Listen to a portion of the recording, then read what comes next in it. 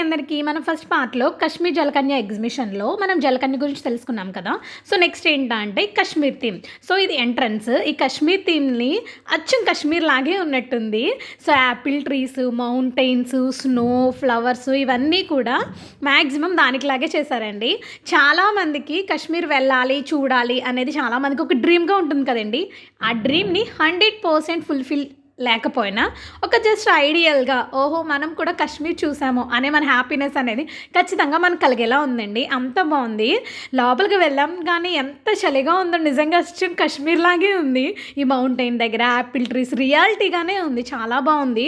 Photo పిచ్చి వాళ్ళకి నిజంగా ఇంకా పిచ్చెక్కిచ్చేస్తదన్నమాట. ఇంకా ఇంకా ఫోటోస్ తీసుకోవాలనిపిస్తుంది. ఇలాంటి హౌసెస్ చాలా అరేంజ్ చేశారు. చాలా బావుంది.